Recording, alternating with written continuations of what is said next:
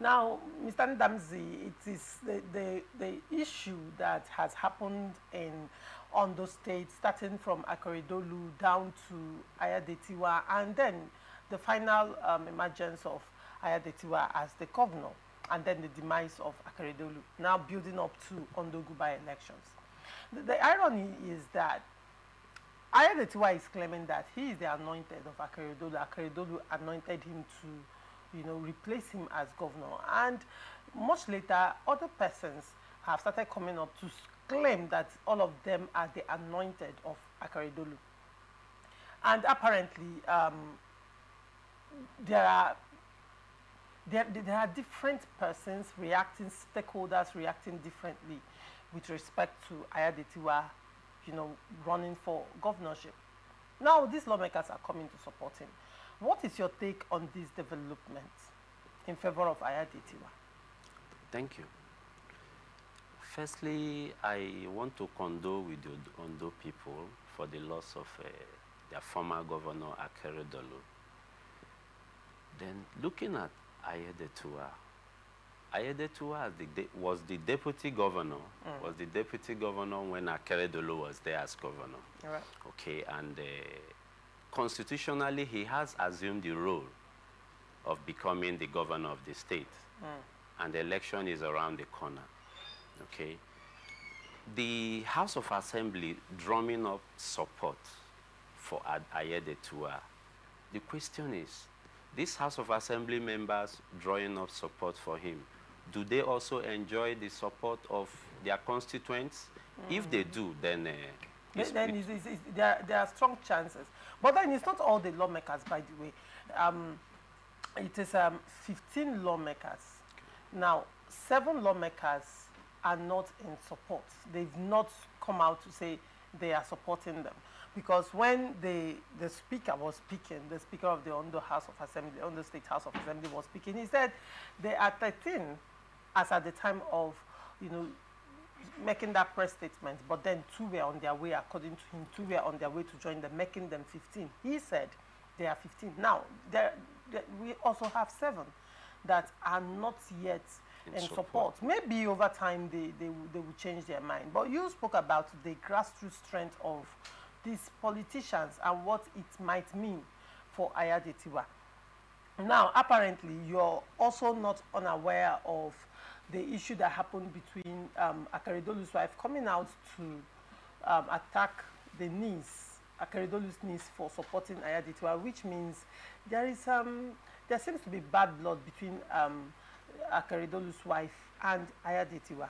It is not unknown that the wife has some level of political influence in the state. Do you think this will come to bear in the Ondo elections, or is it going to be a case of he who pays the piper dictates the tune, like who the person pulling the purse strings gets to dictate what happens in the elections?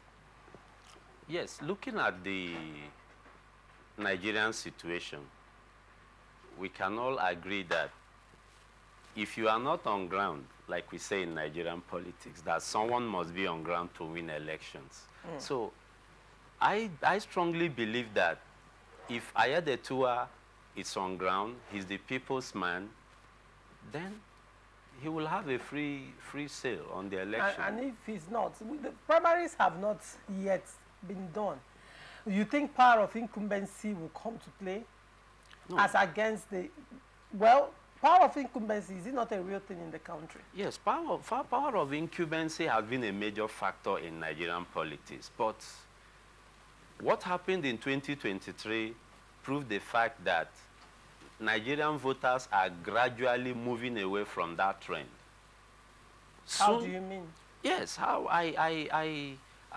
let's look at the votes during the 2023 election. Presidential election? Yes, presidential election. Okay. It proved the point. That is to say that it is not going to be a free ride again. Nigerians are getting aware every day, and there is need to shy away, there is need to move away from power of incumbency and also godfatherism. So, Ayadetiwa and Ondo election will be premised basically on what the people want and how the people intend to vote. Then looking at the primaries that is around the corner, if Ayeditua is in tune and he has the support of the majority of the assembly members who invariably are automatic delegates during the primaries, then it will be an added advantage to him. Yes, the grassroots, he has a role. The grassroots has a role to play in his emergence as the candidate. Because if Ayeditua have been doing well within the short period, being a governor has been, you know, to a large extent, Ayeditua has had to also contend with a lot of rivalry, has had to contend with crisis of his own. Yes. As well. And do not forget, when the Ondo State Speaker was speaking, he thanked the APC-led government, the APC National Working Committee, and then the chairman, national chairman, Alhaji Ganduje, for mediating in the crisis in Ondo State, which saw the emergence of Ayeditua. That is to tell you that Ondo State at some point was embroiled, you know, in political crisis as well. So there are disgruntled members. There are disgruntled persons, disgruntled politicians, you know, in Ondo State. Now, the lawmakers are just a section, right? That's and true. now you are saying it is dependent on whether they are grassroots lawmakers, if they have strong constituency backing or not. So if they don't have strong constituency backing, it may not their yield support much may influence. not yield much result. So how about the disgruntled politicians? Yes, the What disgruntled... politics do you think Ayeditua can play at this point to unify people and bring them, you know, to his favor?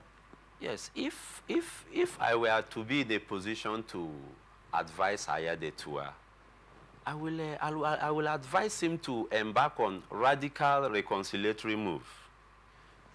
Yes. Interesting. Yes, very radical reconciliatory move, because some persons, from what we perceive, are aggrieved already.